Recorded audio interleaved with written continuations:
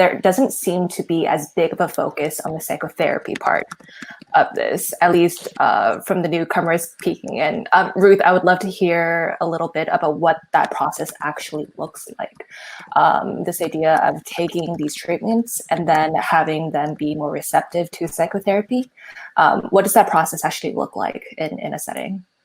Yeah, and I think that's a critical question, and that's also a critical component of this treatment, right? That I think we really have to underline. And I think, there's different phases of it, right? There's the preparation phase that, in my opinion, needs to look as closely to the psychedelic as possible. So things are very predictable for the client. When they have these hallucinatory experiences, when they enter this different world, that, they've been grounded in the first session, pre-psychedelic, and that gives them a foundation and really a holding environment to have this experience.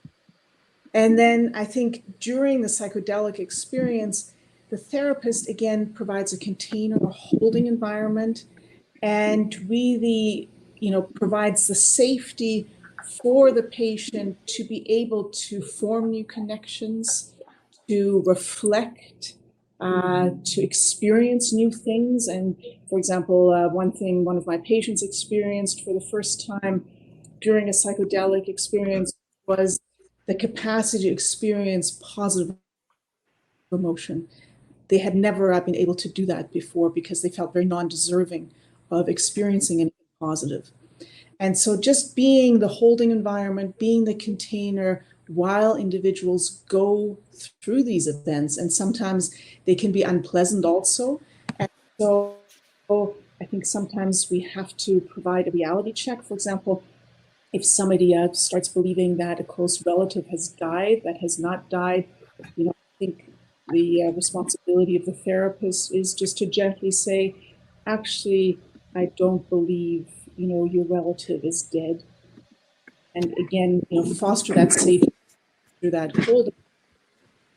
And then I think there's also a real place to start thinking about the follow-up care. How can we approach the follow-up care now that the individual's sense of self has really shifted? They've experienced new things, new avenues have opened up for them.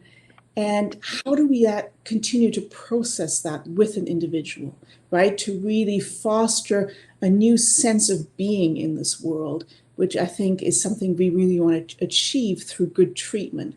So I think there's different phases that are all critical, that we all need to study, and that are all very interesting and very exciting.